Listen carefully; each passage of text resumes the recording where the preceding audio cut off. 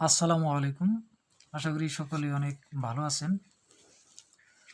তো আমি আবারও হাজির হলাম ইলেকট্রিক ডক্টরের আরও একটি ভিডিও নিয়ে।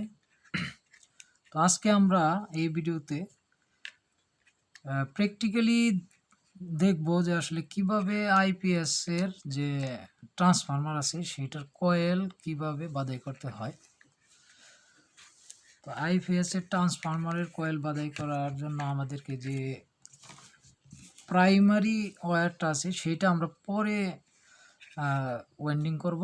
তো প্রথমে আমাদের যেহেতু এটা অনেক মোটা তার, তাই আমরা এইটাই প্রথম ওয়েন্ডিং করব। তো এটা ওয়েন্ডিং করার জন্য শুরুতেই আমাদের যেটা করতে হবে, তো এইখানে দেখতে পাচ্ছেন আমি দুইটা তার নিয়েছি। এটা হচ্ছে 15 নম্বর তার। তো এটা আমাদের এখানে আসলে 12 অথবা 11 নম্বর তার ওয়েন্ডিং করতে হয়। তো সেটা অনেক মোটা হয়ে যায়, তাই এখানে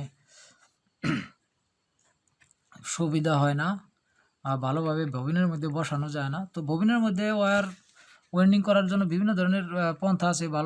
ভালো জায়গায় কোনো জায়গায় ভিতরে সাপোর্ট লাগিয়ে আটকে নিলে ভালো হয়। তো আমি শুধু বোঝানোর জন্য এটা একদম ফ্রিভাবে এখানে দেখাবো যে কিভাবে আসলে এটা করতে হয়, শুধু শেখার জন্য। তো যেভাবে পারেন ভালোভাবে কোনো জায়গায় আটকে ভালোভাবে বসিয়ে নেবেন তারগুলি। তো এটা হচ্ছে 4 ইঞ্চি ববিন। তো আমার আরও একটি ভিডিও আছে যে কত নম্বর তার দিয়ে কত নম্বর ববিনে কত নম্বর কোড দিয়ে কত ভিএ আইপিএস বানানো হয়, সেই ভিডিওটি দেখে নেবেন। তো আজকে শুধু আমি এই ভিডিওতে এই কয়েল কীভাবে ওয়েন্ডিং করতে হয় সেইটাই প্র্যাকটিক্যাল দেখব। তাহলে চলেন তাড়াতাড়ি আমরা সেই কাজটি শুরু করি। তো শুরু করার জন্য আমাদের প্রথমেই এইভাবে, যেমন দুইটি তার এখানে একটি তারের কাজ করবে। যদি আমি 11 নম্বর নিতাম তাহলে একটি নিতাম, যেহেতু এখানে 15 নম্বর, তাই আমি দুইটা দিয়ে একটি তার বানিয়েছি যাতে আমার এটার মধ্যে পেঁচাইতে অনেক সুবিধা হয়। তো এখন আমি এটা শুরু করব যে এই যে এরকম একটি তার আমরা এইভাবে মাঝখানে এইভাবে রাখবো, এবং আরও একটি তার যেটা সেটা আমরা এইখানে এইভাবে রাখবো। এভাবে রেখে আমরা এটার মধ্যে 15 থেকে 16টি টার্ন আমরা এইখানে দেব সেকেন্ডারি ওয়্যার। তো এখানে যখন আমরা আবার 15টি টার্ন শেষ করব, তখন আমাদের এই যে এই তারের যে মাথাটা আছে এইখান থেকে শেষ হয়ে যেটা আসবে সেটা এই দিক দিয়ে এসে শেষ হবে, এবং এই তারের যে মাথাটা আছে সেটা আমরা এই গ্যাপ দিয়ে শেষ করে আমরা 3টা মাথা বের করব। এখানে আমরা 2 তার জয়েন্ট করে দিব, যেটা আমাদের পজিটিভ ঢুকবে, এবং 2 সাইডে 2টা আমাদের হিট সিঙ্কের মধ্যে লাগবে, যেটা সার্কিটের মধ্যে। তো এখন আমাদের যেটা কাজ সেটা হচ্ছে আমরা এটাকে খুব সুন্দরভাবে এভাবে এটার মধ্যে বসিয়ে নেব। তো বসানোর অনেক ভালো অনেক পন্থা আছে, যেটা ববিনটা যদি আপনারা কোনো জায়গায় ভালোভাবে সেট করে নেন তাহলে খুব সুন্দরভাবে বসাতে পারবেন। তো এইভাবে যদি খোলাভাবে করেন তাহলে ববিনটা ভেঙে যাওয়ার সম্ভাবনা আছে, এবং তারগুলো ভালোভাবে বসবে না। তো তাই আমি শুধু শেখানোর জন্য, দেখানোর জন্য এইভাবে আমি খোলাভাবে নিয়েছি। তো আমি একটু কষ্ট হলেও আমি এটা এভাবেই এখন বসাবো। তো আমি এখন যেটা করব সেটা হচ্ছে এইভাবে সেম এই তারগুলো আমরা এইখানে 15 থেকে 16টি টার্ন আমি দিব। তো এখন আমি এই টার্নগুলো দিয়ে যখন শেষ হবে তখন আবার আমি এটা দেখাবো যে কীভাবে এটা এখানে এসে শেষ হবে। এখানে দেখেন আমি 15টি টার্ন দিয়ে এটা এখানে পরাইছি। তো খুব একটা সুন্দর হয় নাই, যেহেতু আমি কোনো জায়গায় আটকে নিই, তাই এটা খুব একটা সুন্দর হয় নাই। আপনারা চেষ্টা করবেন খুব সুন্দর হবে, এটা ভালোভাবে বসিয়ে দেবেন। যদি ভালোভাবে এটা না বসান তাহলে কিন্তু একটা ঝামেলা হয়ে যাবে পরে শেষে।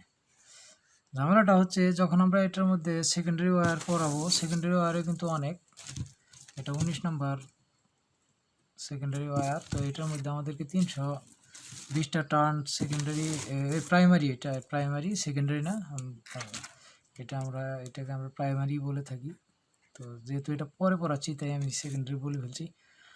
তো এই প্যাচগুলো যদি আমরা ভালোভাবে না দিই তাহলে এটার মধ্যে জায়গা শেষ হয়ে যাবে, এখানে জায়গা শেষ হয়ে যাবে। যখন আমরা এই প্রাইমারি ওয়্যারগুলো পরাবো তখন এটা এই ববিনের উপর দিয়ে উঠে পড়বে। তো এই উপরে যদি উঠে যায় তাহলে আমরা কোর পরাতে পারবো না। তো এখন দেখেন আমি যে প্রথমে শুরু করছিলাম এই জিনিসটা খুব ভালোভাবে লক্ষ্য করবেন যে আমি যে এই তারটা যেখানে প্রথম থেকে এই মাথাটা, এই সাইডের যে মাথাটা, এইটা শেষ হবে এই মাঝখানে এসে, আর মাঝখানে থেকে যেটা শুরু করছিলাম তো এইটা ঘুরে এসে শেষ হবে এই সাইডে। তো এই একটা জিনিস লক্ষ্য রাখবেন। তো এখন আমাদের এই তারগুলো এক জায়গায় কানেকশন করে, তো আমাদের এইটার মধ্যে সরাসরি ব্যাটারির কানেকশনের যে পজিটিভ আছে সেটা এইখানে যাবে, আর যে দুইটা থাকবে তো সেই দুইটা যথারীতি আমাদের যে ফ্যাট আছে সার্কিটের, তো সেই ফ্যাটের হিট সিঙ্কের মধ্যে লাগবে। তো এখন আমাদের কাজ হচ্ছে আমরা এটার মধ্যে এই পেপার দিয়ে ফাইবার দিয়ে এইভাবে সেপারেটর লাগিয়ে আমরা সেকেন্ড প্রাইমারি ওয়্যার এটার মধ্যে পরাবো। এটা দেওয়ার কারণ হচ্ছে যাতে সেকেন্ডারি ওয়্যারের সাথে প্রাইমারি ওয়্যারটা কোনো সময় শর্ট না হয়ে যায়। তো এখন আমাদের কাজ হচ্ছে এটা করা। তো এখন আমরা এটা করব। তো সব যদি দেখাতে যাই তাহলে ভিডিও অনেক লম্বা হয়ে যাবে, তাই আমি সব কিছু দেখাচ্ছি না। আপনারা শুধু একটা জিনিসই লক্ষ্য রাখবেন যে এটার ফর্মুলাটা কীভাবে আসলে করতে হয়। তো সেইটাই আপনারা খুব এর চাইতে অনেক ভালো করতে পারবেন আমি জানি। খুব সুন্দর করে করার চেষ্টা করবেন, তাহলে অনেক ভালো একটা এম্পিয়ার আমাদের এটা দিবে। তো এখন আমি এটা শুরু করব। এটার মধ্যে এখন আমার যে প্রাইমারি ওয়্যার ছিল 19 নম্বরের 320টি টার্ন, সেটি দেওয়া হয়ে গেছে। যেটা আমি শুরু করেছিলাম এইখান থেকে, দেখেন এই যে এইখান থেকে শুরু করেছি। তো শুরু করে 200 টার্নের পরে আমি প্রথম যে লুপটি সেই লুপটি বের করেছি, এবং তারপর 20 টার্ন দিয়ে দিয়ে 3টি লুপ আমি অতিরিক্ত বের করে রেখেছি। এই লুপগুলো যে কোনো একটি শুধু ব্যাটারি চার্জের জন্য ব্যবহার হবে। তো আপনারা চাইলে আরও 2-1টি লুপ বেশি বের করে রাখতে পারেন, সেটা 5টাও বের করতে পারেন, 2টাও বের করলেও চলে। যে কোনো একটি লুপই আমাদের কাজে লাগবে। তো আমি এখানে 3টি লুপ বের করে রেখেছি, যদি ভোল্টেজ অ্যাডজাস্ট করতে যাতে সুবিধা হয়, কারণ অনেক সার্কিটের মধ্যে ভোল্টেজ অ্যাডজাস্ট করার সিস্টেম নেই। তাই এই লুপগুলো বেশি বের করে রাখলে যে কোনো একটার মধ্যে দিলে আমাদের চার্জিং অ্যাডজাস্ট হয়ে যায়। আর অনেক আইপিএসের সার্কিট আছে যেগুলোর মধ্যে ভোল্টেজ অ্যাডজাস্ট করা যায়, ভেরিয়েবল রেজিস্টার দেওয়া থাকে। তো সেই ক্ষেত্রে যে কোনোটায় লাগিয়ে অ্যাডজাস্ট করে দিলেই চলবে।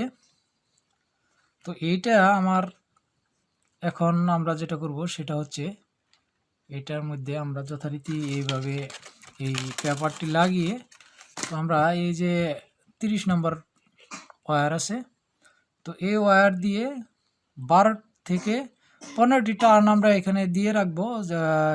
যে কুলিং ফ্যান আছে সেই কুলিং ফ্যান ঘোরানোর জন্য, কুলিং ফ্যান বা অন্যান্য যদি কোনো 12 ভোল্টের যদি কোনো কাজ থাকে তাহলে সেই কাজের জন্য আমরা এইটা দিয়ে 12টি টার্ন দিয়ে যথারীতি এটার মধ্যে আমরা কোর ঢুকিয়ে ট্রান্সফরমার রেডি করে ফেলব।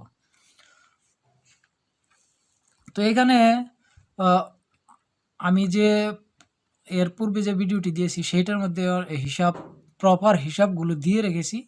তো আসলে এগুলোর মধ্যে অত প্রপার হিসাব কিতাবের কোনো দরকার পড়ে না, যেটা এই যে এখান থেকে যেটা আপনারা 200 টানের পরে বের করবেন, যে কোনোভাবে 230 টান পরে পরে বা 20 টান পরে পরে বের করলেও চলে। অনেকে অনেক নিয়মকানুন তৈরি করে রাখে যে যেটার বাইরে করা যাবে না, এটা এমন কিছু না। আমি যেটা প্র্যাকটিক্যালি করে দেখেছি এটার মধ্যে কোনো সমস্যা নেই। অনেকে অনেক কিছু কমেন্ট করতে পারেন যে এটা হবে না, এইভাবে হবে না, কিন্তু আপনারা করে দেখেন, ইনশাল্লাহ হবে। আর যদি কিছু জানার থাকে তাহলে অবশ্যই কমেন্টসে আমাকে জিজ্ঞেস করবেন, আমি সেটার উত্তর দেওয়ার চেষ্টা করব। তো এখন আমি যেটা করব সেটা হচ্ছে এটার মধ্যে কোনো ট্যাপ মেরে এটার 12 থেকে 15টি টার্ন যে কোনো দিলেই হবে, যাতে যে এখান থেকে 12 থেকে 14 ভোল্টের ভিতরে বের হয়। তো সেই টার্নটি এখন আমি দিব। তো টার্নটি দিয়ে আমি দেখাচ্ছি, এবং পরবর্তীতে আমি এটা পুরা কানেকশন আইপিএসের সার্কিটের সাথে এবং কিভাবে করতে হয় সেটাও আমি দেখাবো আরও একটি ভিডিওতে। এটা শুধু আমার যে ট্রান্সফরমার ওয়াইন্ডিংয়ের যে বিষয়টা ছিল সেটা আমি ক্লিয়ার করার চেষ্টা করেছি। আশা করি সকলেই বুঝতে পেরেছেন যদি না বুঝে থাকেন তাহলে কমেন্টে জিজ্ঞেস করবেন যে আসলে এটা কীভাবে হয়, তাই সেটা আমি উত্তর দিব ইনশাল্লাহ। তো এখন আমি এই তারগুলো পরাবো এটার মধ্যে। এখন দেখেন এইটাও আমার পুরা কমপ্লিট। এই যে 30 নাম্বার ওয়্যার দিয়ে যে 15টি টার্ন আমি দেওয়ার কথা বললাম সেটাও এখন দেওয়া কমপ্লিট হয়ে গেছে। এইখান দেখেন, এইখান থেকে যখন এখান থেকে শুরু করে এখানে শেষ 2টি মাথা থাকবে। এইখান থেকে আমরা এটা কুলিং ফ্যানের জন্য ব্যবহার করব। তো এখন আমাদের আর কোনো কাজ নেই এটার মধ্যে কয়েলের।